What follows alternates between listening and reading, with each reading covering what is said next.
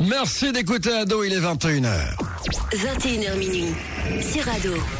Bob vous dit toute la vérité. Témoignages, invités, experts. Tout ce que vous avez toujours voulu savoir sur le côté obscur de la vie. Tous les soirs sur Ado, Bob vous dit toute la vérité. Salut à tous, c'est toujours un réel plaisir de vous retrouver comme tous les soirs sur Ado. Jusqu'à minuit, et comme le veut la tradition, je vais vous offrir les témoignages, les révélations des invités, des experts. Ici, et comme personne ne le fait ailleurs, sur les phénomènes paranormaux, la sorcellerie, la vie après la mort, le diable et ses disciples, les complots d'État ou les grandes manipulations gouvernementales, je vais vous dire toute la vérité. Ceux qui l'aiment l'écoutent pour savoir ce qu'il va dire. Ceux qui en ont peur l'écoutent aussi pour savoir ce qu'il va dire. Bob est sur Ado. Vous en avez entendu parler au bureau, dans la cour du lycée, à la fac, à la machine à café, c'est tous les soirs sur Ado et je voudrais vous souhaiter la bienvenue si c'est la première fois que vous entendez ma voix. Tous les soirs, j'aborde ici des événements étranges et inexpliqués auxquels de nombreuses personnes parmi vous sont confrontées sans pouvoir les comprendre. C'est pour cela que je vous invite à me laisser vos témoignages sur mon mail bob@adofm.fr. Dorénavant, vous pouvez parler sans crainte et sans retenue. Dorénavant, je vous écoute. Et ce sera encore le cas ce soir avec mes invités. À venir avant minuit, Henri Vigneault, médium célèbre qui vous permettra de comprendre la communication avec les défunts. Du côté de 22h, la parole vous sera donnée si vous avez vécu des phénomènes que vous n'arrivez pas à vous expliquer. Je vous écouterai m'en parler avec beaucoup d'attention. Et pour ouvrir ce nouveau numéro de Toute la Vérité, je vous propose de revenir sur un événement survenu été 2011 en mer Baltique entre la Suède et la Finlande. Posé à 87 mètres de fond, un objet de forme circulaire de 60 mètres de diamètre environ. Il s'élève sur une hauteur de 3 à 4 mètres au-dessus du fond. Il y a une marque de 300 mètres de long qui mène jusqu'à lui sur le sable, les stigmates sûrement dans l'atterrissage forcé. Bien sûr, ce sont des hypothèses et elles vont bon train. Certains parlent d'un système nazi de défense radar datant de la Seconde Guerre mondiale et placé au fond de l'océan pour attaquer les sous-marins ennemis britanniques et russes, pourquoi pas. Mais il y a aussi beaucoup d'autres théories. Il y a une forme d'œuf, par exemple, sur le dessus de la structure qui serait une ouverture pour entrer à l'intérieur. Il y a aussi des pierres posées en cercle sur le dessus de cette anomalie, comme s'il y avait eu un feu de camp. Ces pierres auraient d'ailleurs quelque chose comme de la suie sur leur surface. Voilà donc le sujet qui nous intéresse ce soir.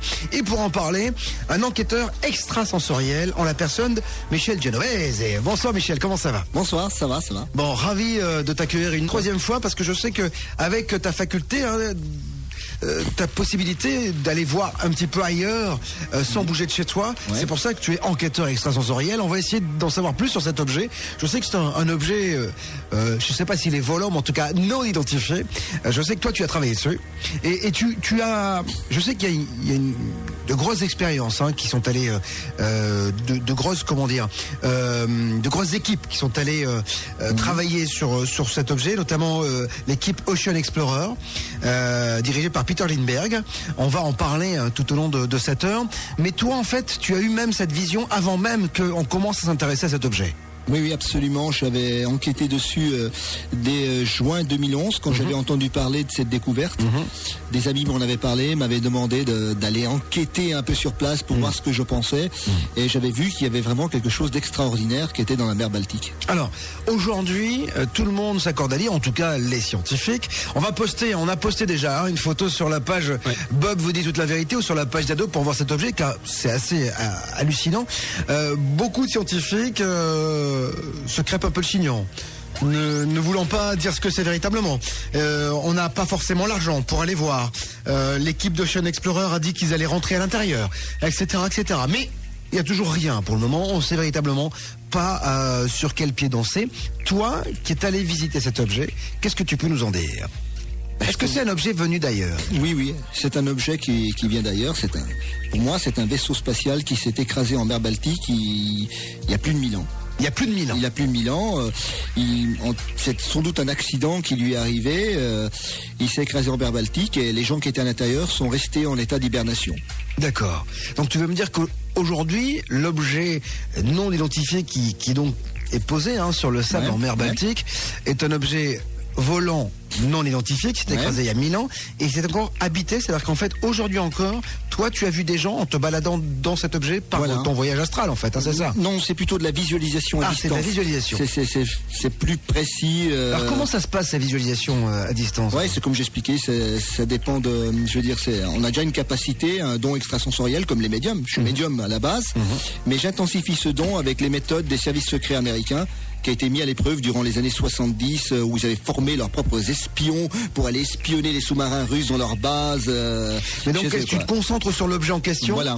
Et donc, en fait, tu as des flashs qui arrivent. Voilà, absolument, oui, des flashs qui arrivent, des images qui arrivent. C'est comme si je suis dans l'objet et je me balade dans l'objet, quoi. Et je note ce que je vois dans l'objet.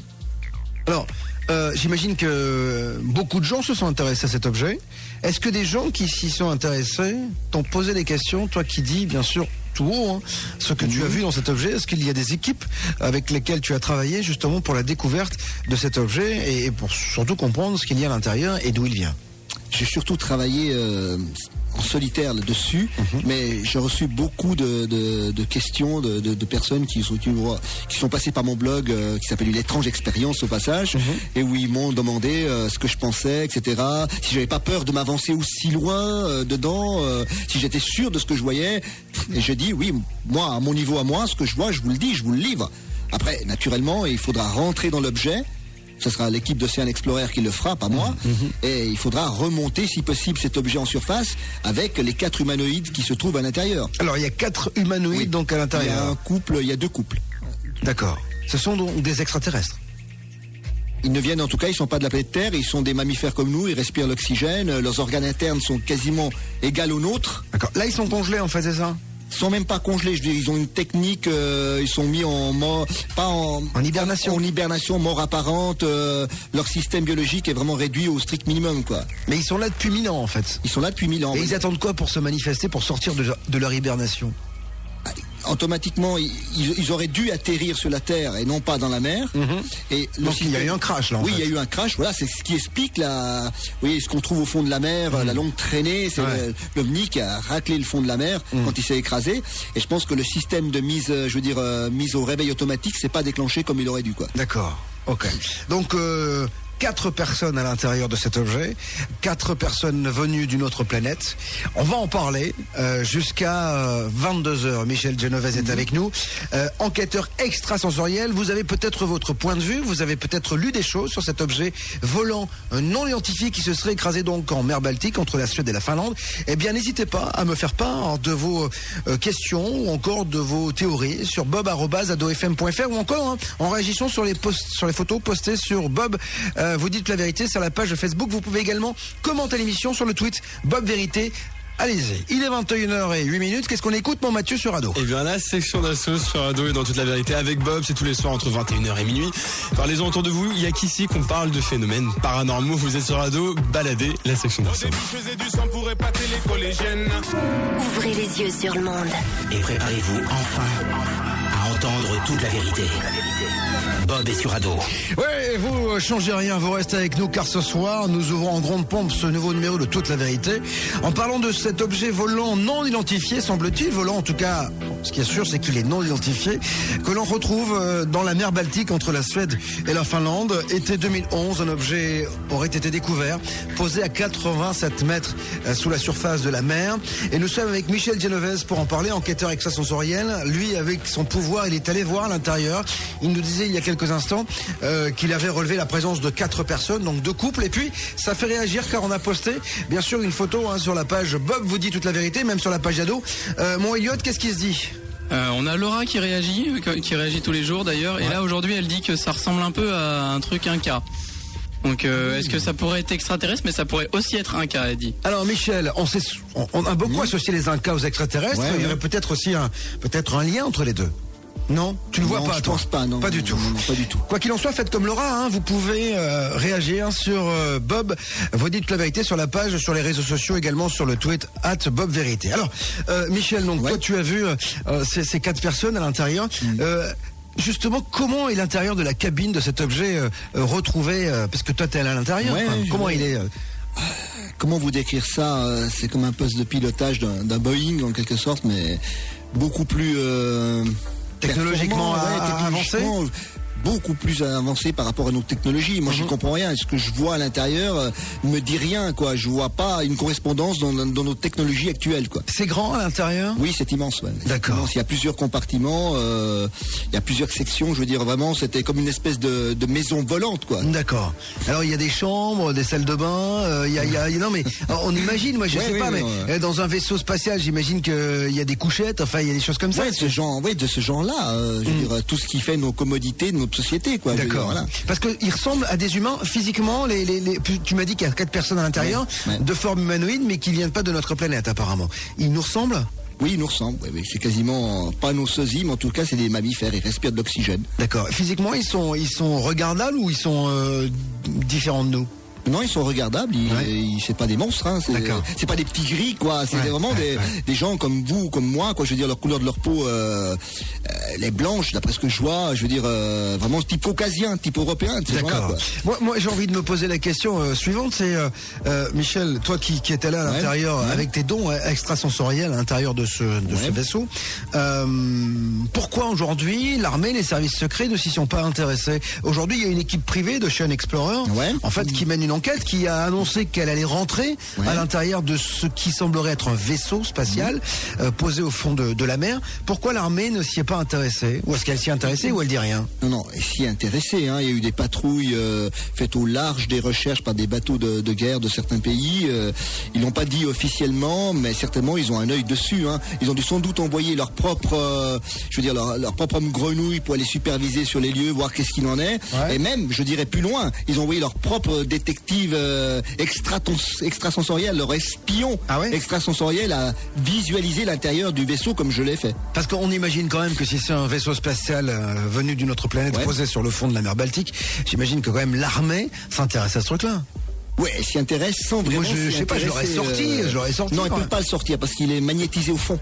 Je veux dire, il est collé quasiment comme une ventouse au fond. Comme s'il y avait un aimant. Ouais, comme s'il y avait un aimant. Je pense une inversion de la polarité, je veux dire, au niveau de l'antigravitation, qui fait que l'engin est vraiment collé au fond. Ça veut dire ils ne peuvent pas le décoller, même qu'ils voudraient. D'accord, parce que même si c'est posé au fond, c'est à 87 mètres de fond, donc c'est pas très profond. Non. N'importe quel plongeur avec du nitrox peut y aller, c'est-à-dire que c'est un gaz particulier, enfin ce que tu respires dans ta bouteille, c'est un mélange particulier. Donc au nitrox, tu peux aller voir. On se demande pourquoi ils sont pas allés déjà. Ils sont allés voir, je veux dire, leurs propres plongeurs se sont approchés de l'engin. Déjà ils sont allés. Oui, ils sont déjà allés derrière l'équipe d'Ocean Explorer, sans rien leur dire. Pendant que Ocean Explorer tirait un petit roupillon durant la nuit, ils ont envoyé leur propre plongeur pour aller voir qu'est-ce qu'il en était, quoi. Voir si ça coïncidait avec les éléments qu'ils avaient eu dans les mains, qu'est-ce qu'ils pouvaient faire. Ils ont sans doute gratté un peu en bas, prendre certains éléments pour les porter à analyser dans leur laboratoire. Ils savent peut-être encore plus de ce que c'est Ocean Explorer. D'accord.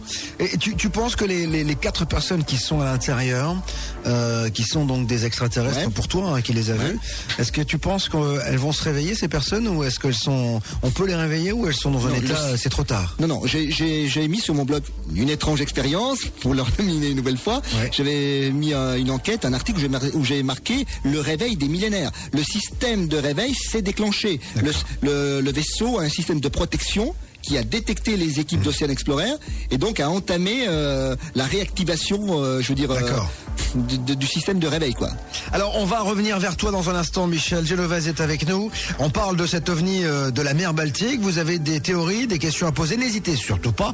bob@adofm.fr. On marque une pause. On revient dans une poignée de secondes, mon Mathieu. Et puis, on sera en pleine forme. Et vous aussi, je l'espère. OVNI, sorcellerie, secret d'État, exorcisme. Bob vous dit toute la vérité. Tous les soirs, de 21h à minuit sur Ado. 21h minuit sur Ado. Bob vous dit toute la vérité. Oui, et la parole vous sera donnée dès 22h pour vos expériences. Vous êtes nombreux et nombreuses chaque jour à m'écrire, me disant voilà, je suis confronté à un phénomène que je ne comprends pas. Je ne veux pas en parler, je n'ose pas en parler, car autour de moi, j'ai peur que l'on se moque de cette histoire que je vais leur raconter. Eh bien, dorénavant, je vous écoute sans crainte, sans problème. Je peux même vous aider si vous avez besoin d'un médium, en tout cas d'un passeur d'âme, de quelqu'un qui peut vous comprendre et qui peut vous écouter. Donc, eh bien, faites part de vos témoignages sur ma page émission Bob vous dites la vérité, ou alors sur mon mail bob@adofm.fr, car à 22h vous allez pouvoir me parler de vos histoires. Toute la vérité avec Bob. 21h minuit sur Ado. En attendant de vous écouter, on revient vers Michel Genovese, enquêteur extrasensoriel. On parle de cet ovni, donc de la mer Baltique retrouvée, pour ceux qui viendraient d'arriver, 87 mètres en dessous du niveau de la mer. Et donc, on ne sait pas ce que c'est véritablement. En tout cas, les autorités nous disent qu'elles ne savent pas ce que c'est. Les gouvernements de tout pays nous disent qu'on ne sait pas ce que c'est. Il y a beaucoup de réactions sur Facebook. Les gens nous disent tout et n'importe quoi. Mais en tout cas, c'est ça aussi la théorie, c'est qu'on expose et vous disposez et vous dites ce que vous souhaitez. Quant à toi, Michel, toi qui es enquêteur extrasensoriel, t'as réussi à rentrer dans dans ce vaisseau, dans cet engin. Alors comment ça s'est passé en fait? Tu t'es, parce que c'est important de le savoir, et décris-nous un peu comment c'était cette expérience. À la base, je suis médium et j'utilise la visualisation à distance. Ça veut dire c'est un don qu'on amplifie avec la technique Stargate. La technique Stargate, c'est ce qui a été mis au point par les services secrets américains durant les années 70. Ça, tu me l'as dit. Mais toi, quand tu t'es dit, je vais rentrer, je vais aller voir ce qui se passe. Une fois que tu t'es concentré sur cet objet, une fois que c'était le flash en fait. C'est-à-dire, comment ça se passe? Tu visites en fait? Oui, je visite comme si tu rentrais. Comme si on mettait une caméra sous-marine. Voilà, exactement. C'est comme si c'est comme si une vision d'une caméra qu'on introduit, je veux dire, dans un musée, corps humain, presque même. Humain, ce genre-là, voilà. D'accord. Alors, tu y vas. Est-ce que tu as peur déjà quand tu fais cette visualisation à distance? Non, pas du tout, puisque ce n'est pas physique, c'est juste psychique. D'accord. Il n'y a pas de retour négatif quand on fait ce genre d'expérience. Mais quand tu t'exposes comme ça et que tu dis au monde, moi je suis allé dans ce vaisseau, oui j'ai vu ces 4 personnes, tu mets ta crédibilité en jeu quand même. Mais parce que je mets ma crédibilité en jeu, parce que je suis sûr, moi, à mon niveau, de ce que j'ai vu. Et jusqu'à preuve du contraire, il y a une validité dans ce que je dis. Après, naturellement, si on arrive à mettre à jour cet engin, je veux dire, à le sortir de là où il est actuellement, et de le fouiller entièrement, et de prendre des photos qu'on rend publiques aux gens en disant, voilà, ce n'était pas ceci, c'était cela, je suis prêt à revoir ma position. Et tu penses vraiment si jamais ils vont à l'intérieur et qu'ils prennent des photos, ils vont les diffuser? Non, ils les diffuseront jamais. J'en suis sûr. C'est la logique même, c'est pas possible, je veux dire, ça sera sans doute maintenu secret, je veux dire, Ocean Explorer a fait déjà sa première partie de boulot, et va faire sa deuxième partie de boulot, où je vais les aider d'ailleurs, je vais les contacter pour les aider, pour les diriger quand ils vont rentrer dans l'engin, s'il y a des pièges, parce qu'attention, dans l'engin, il y a des pièges. Il est sécurisé. Ça veut dire, s'il rentre n'importe comment, ça peut exploser, par exemple. Il y a tout qui pète. Il y a un système d'autodestruction qui peut s'enclencher. Non, je veux dire, au niveau même des propres plongeurs d'Ocean Explorer, c'est pour ça qu'ils n'y sont pas rentrés maintenant. Ils y étaient. Ils ont trouvé l'ouverture. La coupole, ils pourraient y aller. Mais ils sont bloqués en disant, prudence, on y va pas par pas. On finit la première phase. On ralimente les caisses au niveau financier parce qu'ils ne sont pas milliardaires, ils doivent quand même... cette expédition, ça coûte très cher. Donc, ils sont revenus en surface, à la propre comme à la figurée, et ils attendent de passer à la deuxième mission, celle qui aura lieu en théorie, si tout va bien, quand il y aura beau temps dans cette zone, vers juin-juillet 2013. Alors, pourquoi les médias nous ont rien dit là-dessus? On a la sensation que cette histoire était 2011, il se passe ce truc-là. Est-ce que ça a fait la une des journaux? Rien du tout. Est-ce que le 20h a ouvert dessus? Rien du tout. Faut se mettre à la place des médias. On est durant l'année 2012, on dit n'importe quoi, ça part dans tous les sens. Donc ils veulent pas, je veux dire, risquer leur crédibilité là-dessus en avançant le sujet et après ils trouvent rien, quoi. Donc oui, certains médias en ont parlé, mais c'est vrai que les grands journaux de 20h, 20h30, TF1, parler de la France, etc. N'en parleront pas parce qu'ils se disent une équipe d'Ocean Explorer qui avant découvrait des bouteilles de champagne nous sort maintenant un disque au fond de la mer Baltique. Est-ce qu'on va prendre la douche écossaise avec ce disque? Donc il reste prudent, quoi.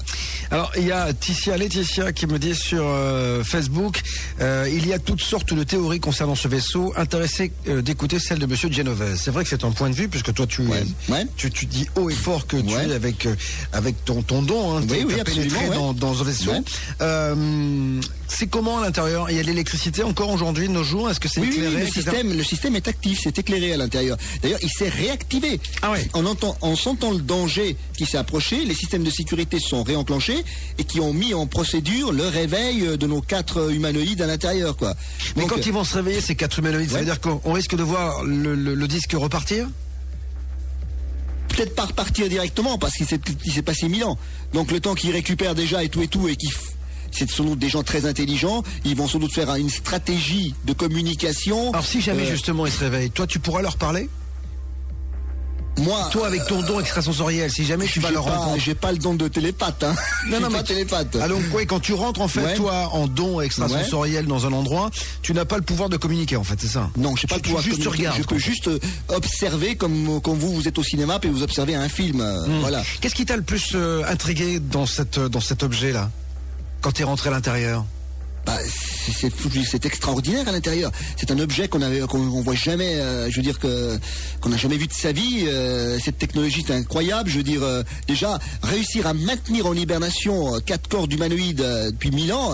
Il faut avoir vraiment une sacrée technologie qu'on connaît absolument pas. Là, actuellement, on peut congeler les gens, mais c'est même impossible. On n'a pas cette technique. Ils sont grands comme nous ou ils sont plus grands que nous ? Ouais, c'est des gens normaux. Ils mesurent ni 3 mètres de long, ni 1m60. C'est des tailles normales, quoi. 1m80, 1m85 pour le mâle et 1m70 pour la femelle. Carrément, pour la femelle. Oui. D'accord. Voilà. Oui, ça vient d'ailleurs, c'est une femelle. Il y a le mâle et le femelle. Il n'y a pas l'homme et la femme. Hein, voilà. Ça y est, donc oui, mais je pense qu'ils avaient prévu de se reproduire quand ils auraient été sur Terre. Donc c'est pour ça qu'ils ont envoyé avec des humains. Non, peut-être entre eux, déjà pour commencer, et après par la suite on ne sait jamais. Hein, mais non, mais s'ils nous ressemblent, peut-être qu'éventuellement ils auraient voulu se mélanger. C'est pas des hybrides. À ce niveau-là, oui, ils pourraient, oui. Leur système de reproduction est comme le nôtre. Ah, d'accord. Ah oui, pareil. Donc c'est exactement la même chose. Ce que toi tu as vu, en fait, ça ressemble véritablement à une femme et un homme. La seule différence, c'est qu'ils ne ressentent pas les émotions comme nous. C'est des gens très pragmatiques, très logiques et très froids. Ça veut dire, ils n'hésiteraient pas un instant. Voilà, je veux dire. Oui, voilà, c'est pas. Nous, on est pour la bagatelle. Hein. Nous, on est bourré d'émotions, tandis que c'est plutôt, ils ont une mission à remplir. Ils sont partis pour ça et ils n'hésiteront pas une seconde à faire tout sauter si c'est nécessaire, quoi. Est-ce que tu penses que aujourd'hui, l'apparence qu'ils ont, c'est leur vraie apparence ou est-ce qu'ils l'ont prise pour justement venir sur Terre ? Non, on n'est pas dans le feuilleton des envahisseurs où ils prennent comme enveloppe humaine. Non, c'est vraiment leur apparence. Ils sont nés sans doute sur une planète. Parce que tu sais qu'il y a une chance sur 100 milliards que dans une autre planète, dans une autre galaxie, même si il y a la même composante sur la planète, etc., pour que la vie se développe de la même façon que nous. Quoi. Voilà, absolument. Oui, voilà, comme nous. Quoi. Et ils ont réussi à se... Oui, c'est la même évolution. C'est donc il doit y avoir des milliers d'années de technologie en avance sur nous. D'accord. Voilà. Ok. Alors, il est question de cet objet volant non identifié. On va bien sûr aborder d'autres cas d'objets volants non identifiés, comme l'OVNI de Carcassonne. Il se passe pas mal de choses. Observation, là. Voilà. On va parler de tout cela. Vous êtes intéressés, n'hésitez pas à dialoguer. Vous êtes nombreux à réagir sur la page Bob vous dites la vérité. Continuez à le faire. Mon Mathieu, qu'est-ce qu'on écoute en musique ? Là, on va écouter un extrait du 5e album de Corneille, sorti l'année dernière. C'était Les Inséparables, un duo avec Soprano, au bout de nos peines. Vous êtes sur Ado, on vous dit toute la vérité, tous les soirs de 21h à minuit avec Bob. 21h minuit sur Ado. Vous ne verrez plus le monde de la même façon. Bob vous dit toute la vérité. Oui, et alors, si vous voulez vivre une expérience unique avec le plus grand hypnotiseur du monde, qui sera mon invité le 12 novembre prochain et qui a pour nom Mesmer, eh bien, si vous avez envie de vous faire hypnotiser, laissez-moi vos coordonnées sur bob@adofm.fr. Il est actuellement à Bobino. C'est un Québécois. Je suis allé le voir sur scène samedi dernier. C'est juste bluffant ce qu'il arrive à faire. Et il fera ici, lundi prochain, le 12 novembre, des expériences avec tous ceux qui veulent bien participer. Le studio vous sera ouvert, mais pour cela, il faut absolument me donner vos coordonnées sur bob@adofm.fr. Toute la vérité. Avec Bob. 21h minuit sur Ado. En attendant l'hypnose, eh bien, de retour sur la mer Baltique, entre la Suède et la Finlande, posé à 87 mètres de fond, un objet volant non identifié, ou en tout cas un objet non identifié, mais qui pour Michel Genovese, enquêteur extrasensoriel, est sans nul doute un objet volant non identifié, que vous avez pu identifier, puisque vous y êtes allé grâce à vos dons. Il y a un truc qui m'a interpellé quand vous m'avez dit que vous étiez rentré et qu'en fait l'équipe aujourd'hui qui travaille dessus, qui est une équipe privée qui s'appelle Ocean Explorer, n'ose pas rentrer à l'intérieur parce qu'en fait il semblerait que l'objet soit miné. En tous les cas, quand ils se sont approchés de l'appareil, tout le système des caméras est tombé en panne. C'est-à-dire, ils ont noté qu'il y a un système de sécurité qui les empêchait de s'approcher de l'engin. Il y a quoi? Il y a un côté électromagnétique dedans? Ouais, de ce genre-là, ouais. L'eau était devenue beaucoup plus froide, il y avait une espèce de résonance électromagnétique qui paralysait leur matériel. Donc ils ont stoppé à ce moment-là, par sécurité, pour éviter de mettre en danger la vie des plongeurs, quoi. Ça valait pas le coup, ils sont donc remontés pour étudier et trouver une solution de pouvoir pénétrer dans l'engin, mais sans risquer de mettre en péril leur vie et même que l'engin s'autodétruise, quoi, quand on perd tout ce qui est là. Alors sur la page Bob vous dit toute la vérité, ça réagit beaucoup, hein. Il y a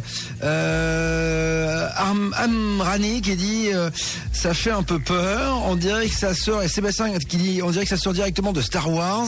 Et il y a Amrani aussi qui dit ça se voit qu'il s'est craché devant l'engin. Il y a beaucoup de réactions, hein.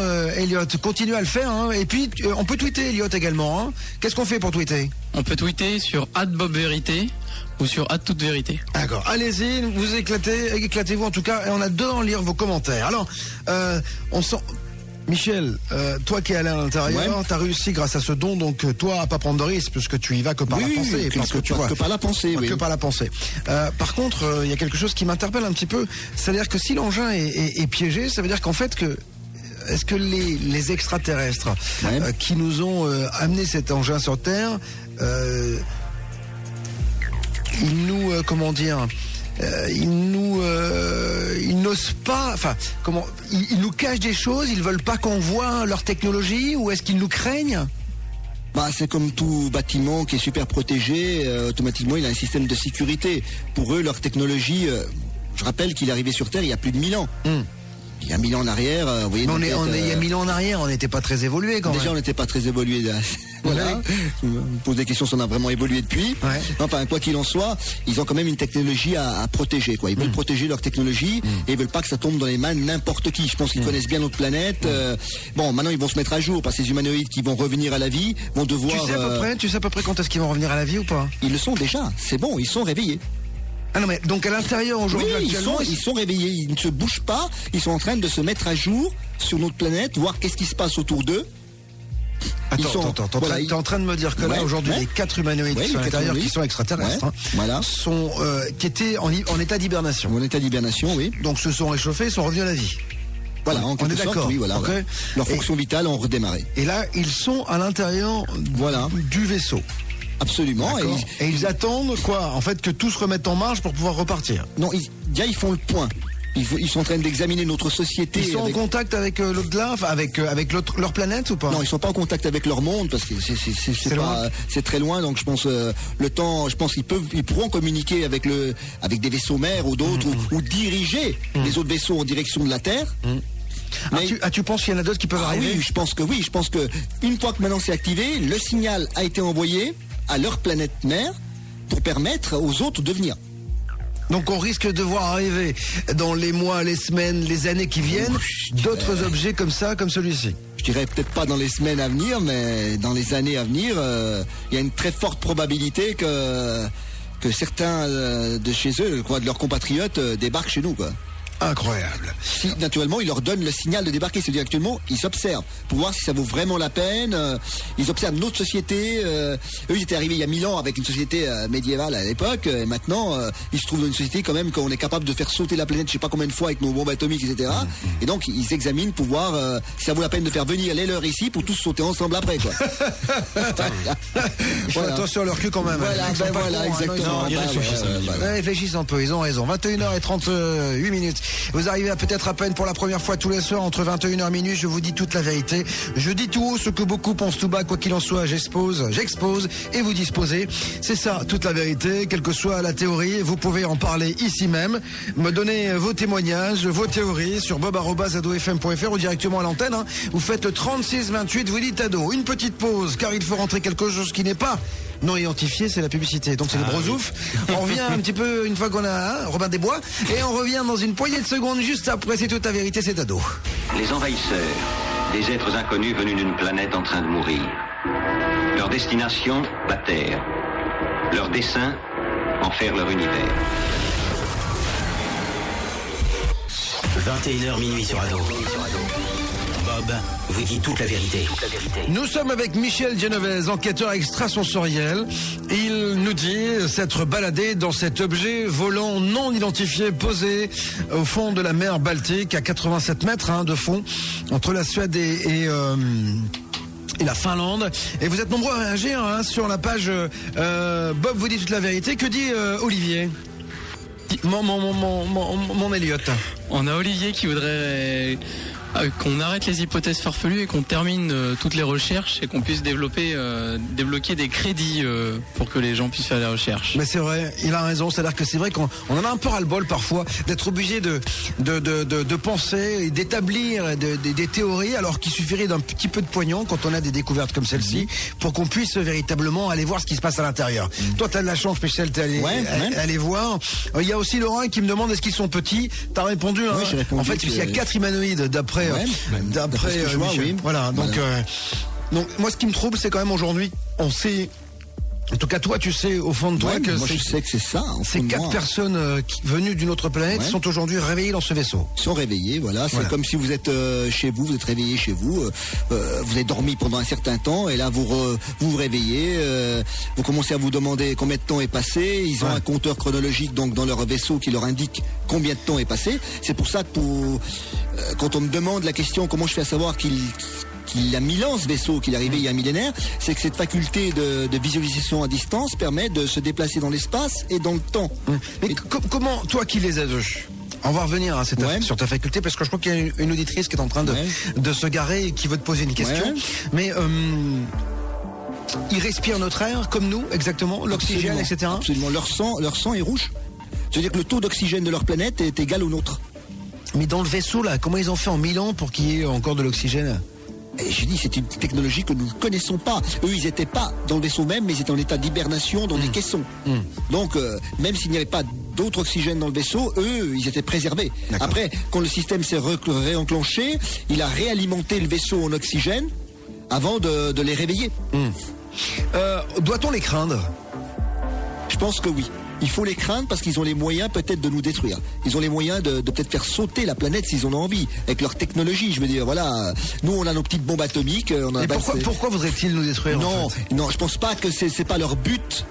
De nous détruire. Quand ils sont venus il y a 1000 ans, leur but était de faire notre connaissance, de se présenter. Peut-être qu'ils sont arrivés un peu tôt, parce qu'il y a 1000 ans, s'ils se seraient présentés, ils seraient passés pour des diables devant les gens à cette époque-là.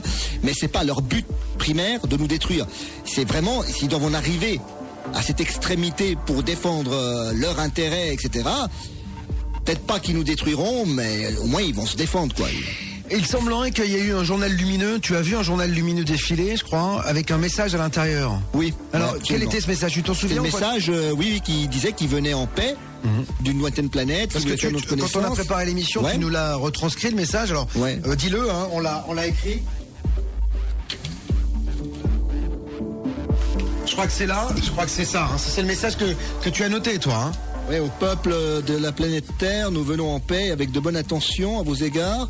Je suis le commandant de 7 et puis d'un seul coup ça s'interrompt, quoi. Le message ne va pas jusqu'au bout. D'accord, ça c'est toi qui c'est ce que j'avais vu sur leur écran de bord, quoi. Établi en plusieurs langues. Et à la suite, nous souhaitons fraterniser avec vous et échanger nos connaissances. Nous provenons d'une lointaine galaxie, planète à la lisière de votre galaxie, c'est ça. Donc ça, c'est ce que tu as vu, toi, dans c'est ce que j'avais vu, lors de ma première enquête en 2011. En 2011. Est-ce que tu y es retourné dans ce vaisseau ? J'y suis retourné puisque j'ai proposé mon aide à l'équipe d'Ocean Explorer. Parce que je sais qu'ils vont passer à la seconde phase, ça veut dire les plongeurs vont rentrer à l'intérieur du vaisseau. Et je me suis proposé de diriger l'équipe. De diriger l'équipe à distance, ça veut dire de leur donner des indications pour éviter qu'ils fassent un faux pas et qu'on perde tout, quoi. Mais tu sais que quand tu dis ça, c'est-à-dire qu'en fait demain une équipe va rentrer à l'intérieur de ce truc. Probablement, oui. C'est-à-dire que toi tu as vu quand même qu'ils étaient piégés, ce truc. Oui. Mais c'est hallucinant que l'armée ne t'ait pas entendu. Tu as proposé tes services à l'armée. Non, absolument pas. Mais parce que toi tu vois des choses qu'ils ne voient pas. Mais non, mais l'armée ont leur propre visualisateur à distance. Ils n'ont pas besoin de moi, quoi. Ils peuvent passer de mes services. Ils en ont formé au mode Stargate. Stargate, je sais pas, peut-être pas des dizaines, mais les meilleurs, ils les ont formés, donc ils peuvent se passer de moi, quoi. Ils n'ont pas besoin de moi, quoi. Soit l'armée ne viendra pas chercher un civil, alors qu'il les a déjà parmi leurs rangs. Alors on va accueillir une auditrice qui est avec nous ce soir. Pour passer à l'antenne. Appelez Bob au 3628 et dites ado. Nous avons qui, mon Mathieu? Ayat, 22 ans, elle est avec nous. Bonsoir Ayat. Bonsoir. Ayat, tu es en voiture, je crois que c'est ça? C'est ça. Voilà, tu t'es garé? Oui, c'est bon. Bon, tu nous écoutes souvent? Ouais, tous les soirs. Eh ben, Chez magnifique. moi ou en voiture. Bon, d'accord. Et tu fais quoi dans la vie? Étudiante en communication. D'accord. Alors dis-moi, t'avais une question pour Michel en fait, c'est ça? Oui, plusieurs. Alors vas-y, pose-les, on va essayer d'y répondre. Hein. Alors en fait, déjà, je voulais savoir comment... Bon, déjà, bonsoir. Bonsoir. Et je voulais savoir comment vous saviez en fait qu'ils avaient 1000 ans, enfin plus de 1000 ans. Ben, c'est ça. Comment... Oui. Je vous explique, c'est ce qui fait l'une des facultés de la visualisation à distance, c'est qu'on peut remonter dans le temps et dans l'espace. Donc j'ai remis le film en arrière et j'ai vu l'objet se cracher directement de l'océan et atterrir au fond. En fait, un magnétoscope, quoi. D'accord. Carbone 14 en fait. Ayat, en fait, Michel est un magnétoscope évolué, c'est tout simplement. Donc toi, tu as vu, en fait, c'est intéressant la question de Ayat. Voilà, ouais. T'as vu le crash, en fait. J'ai vu l'engin se cracher directement dans l'océan, dans la mer Baltique. Et l'aspect extérieur du monde, ce que j'ai pu voir autour de moi, j'ai pu en recoupant avec d'autres informations, c'était il y a 1000 ans. D'accord, t'as pu à peu près dater, en fait. À peu près dater, voilà. L'époque. Voilà, première question, première réponse, Ayat. Ok. Ensuite, en ce qui concerne leur intelligence, je veux bien que, bon, si c'est un ovni, que voilà, c'est une forme d'intelligence supérieure, mais ce sont ces personnes-là qui sont dans cette ovni qui ont une intelligence supérieure. Attends, je comprends pas très bien ce que tu as dit. Est-ce que tu as un kit main libre ou tu as ton téléphone à la main? Non, je suis en téléphone normal. Ah bon, parce qu'on a du mal à comprendre. Alors repose ta question, s'il te plaît. J'essaie de la reformuler en fait. Ouais. En ce qui concerne leur intelligence, Oui. comment est-ce que tu peux être sûr de toi que, enfin, comme quoi ils sont super intelligents? On va faire ça comme ça. Je dirais qu'ils sont pas super intelligents, mais qu'ils ont une technologie qui est 1000 fois supérieure à la nôtre. C'est en quelque sorte, nous, on n'est pas 1000 fois plus intelligents que l'indios qui est perdu dans la forêt amazonienne, mais on a une technologie qui est supérieure à la sienne. Voilà. Bon, en même temps, Ayat, c'est vrai que ça peut se comprendre. C'est-à-dire que nous, on a du mal à dépasser, en fait, on peut pas sortir de notre galaxie aujourd'hui. En fait, les êtres humains peuvent pas sortir de notre galaxie. Il semblerait que, apparemment, notre galaxie ne soit pas habitée par d'autres personnes. Donc, si c'est un vaisseau qui vient d'ailleurs, donc qu'il vient d'une autre galaxie, donc ils ont au moins la technologie pour pouvoir venir sur notre Terre. D'accord. Et en ce qui concerne le fait qu'ils étaient en hibernation et qu'ils commencent à se réveiller. Comment il le sait, c'est ça?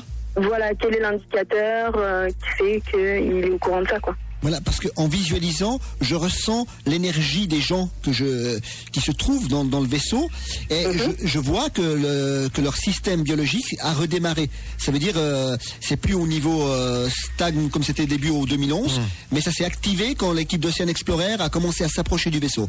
Donc là, ils sont réveillés, comme vous, comme moi. La dernière fois que tu allais les voir, tu les as vus bouger ou pas? Non, ils bougeaient pas. Là, ils étaient vraiment endormis totalement. En léthargie. En léthargie, réveillés, voilà. Mais là, ils sont réveillés, quoi. Ils sont sortis de leur caisson et ils reprennent un peu, je veux dire, goût à la vie en quelque sorte, et ils nous observent pour voir qu'est-ce qui se passe sur notre bonne vieille planète et voir quel va être leur plan. Je veux dire, c'est des gens très froids, très pragmatiques, très méthodiques. C'est-à-dire, ça n'a rien à voir avec nous humains qu'on est bourrés d'émotions. Eux, ils n'ont pas ça, quoi. C'est vraiment, ils sont dirigés par la logique, quoi. Ayat, ça donne pas envie de les rencontrer quand même, hein?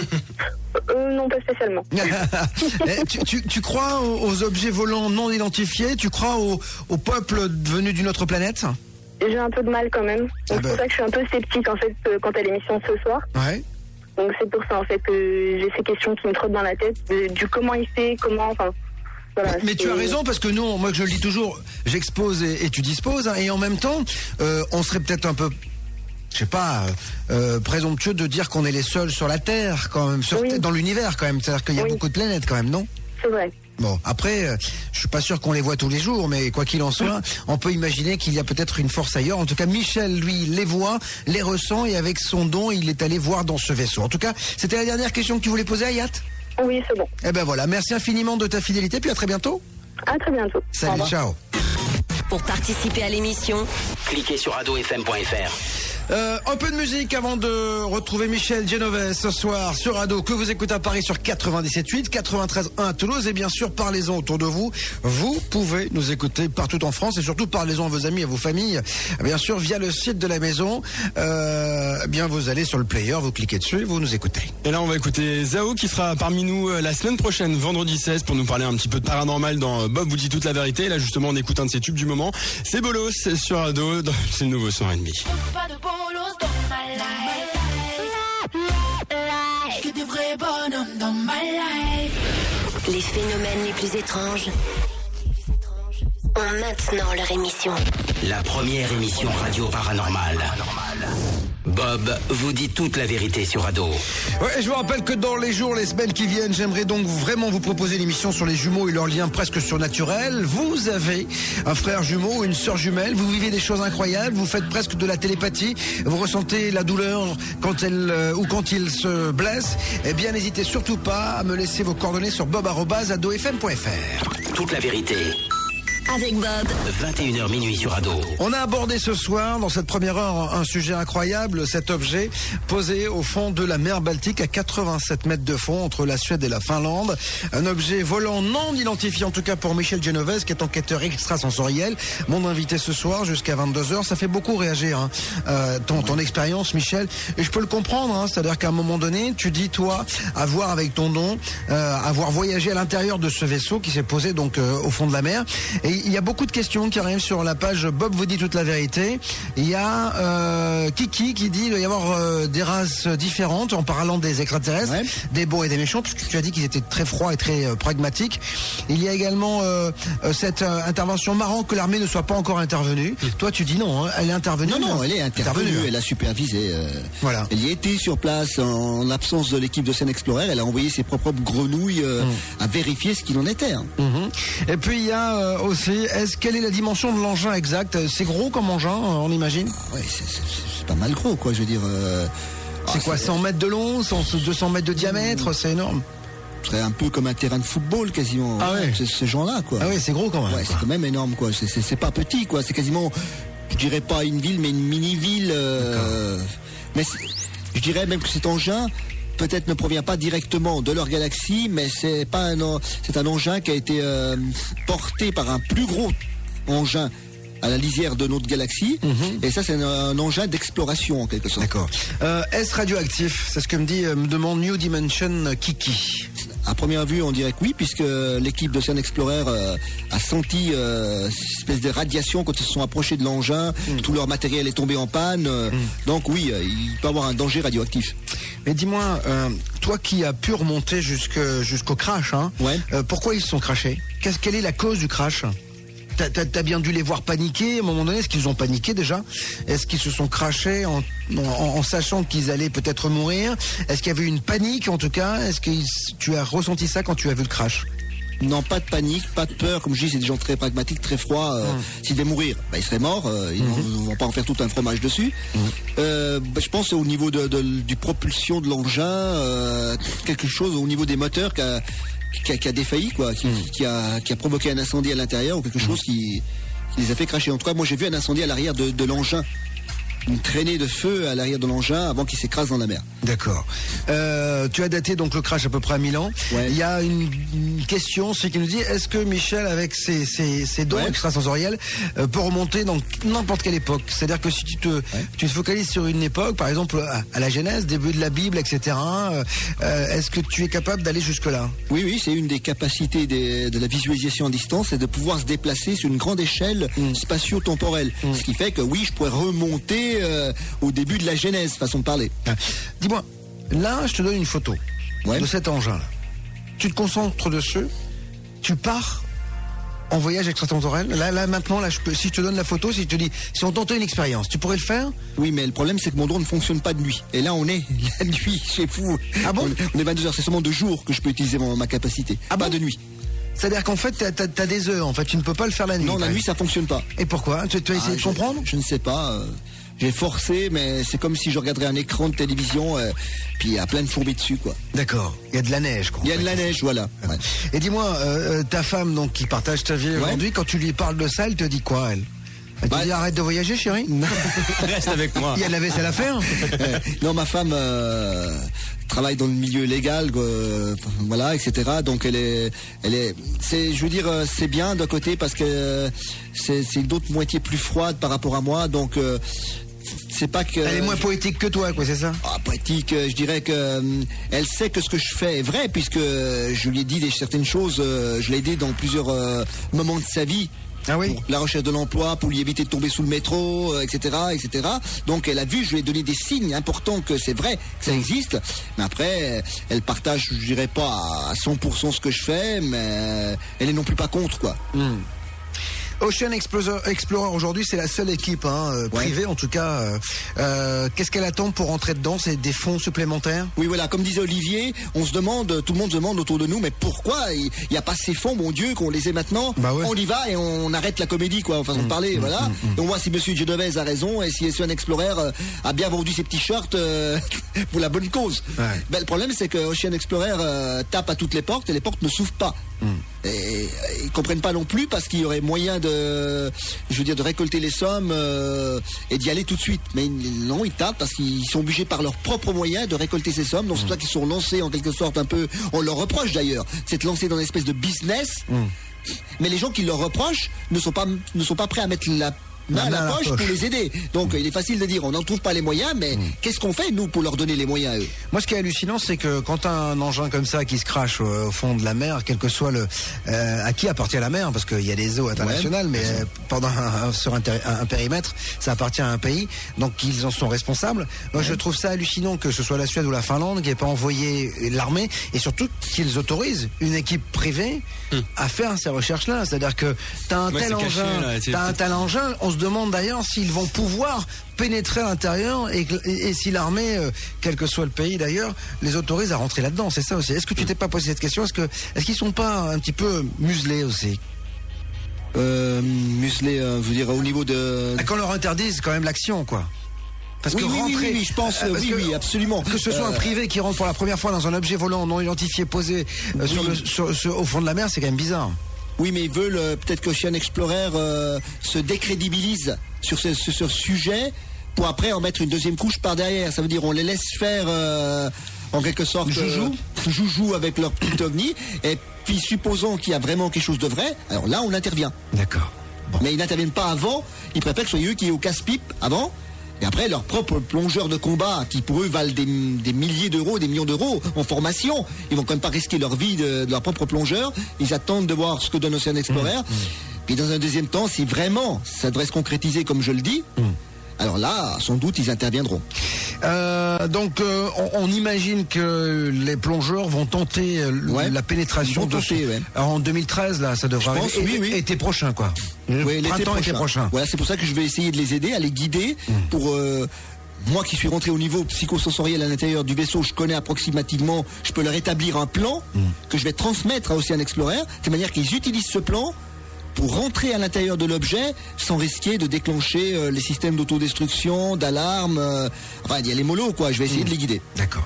Bien, en tout cas, si tu les guides, j'espère que tu viendras nous en parler. Oui, avec parce plaisir. que c'est toujours un plaisir de te recevoir ici. Michel Genovese, enquêteur extrasensoriel. Tu rappelles ton blog, c'est comment? Oui, c'est une étrange expérience. Une étrange expérience. Si vous voulez en savoir plus sur les enquêtes extrasensorielles de Michel Genovese. En tout cas, bienvenue. Merci infiniment d'avoir été avec nous. Merci à toi. J'imagine que je suis en photo sur ton blog. Oui, tu y es, je te j'appelle à témoin pour toi, d'ailleurs je dis aux gens de venir témoigner. Tant mieux, merci infiniment. De rien. C'est une belle collaboration. À très bientôt, Michel. À très bientôt. Ciao. Au revoir. Maintenant, Bob vous dit toute la vérité, aussi en podcast sur radofm.fr. Ah bah oui, parce que vous pouvez nous écouter à tout moment de la nuit, du jour. Vous téléchargez, vous mettez ça dans votre iPhone, iPod, ce que vous voulez. Même dans une gousse d'ail, ça marche, tout ce qui est ail. Vaut mieux même. Quoi qu'il en soit, vous pouvez réagir à tout moment et me dire, bien sûr, ce que vous vivez. Parce que je sais que vous êtes très nombreux et nombreuses à vivre des choses paranormales.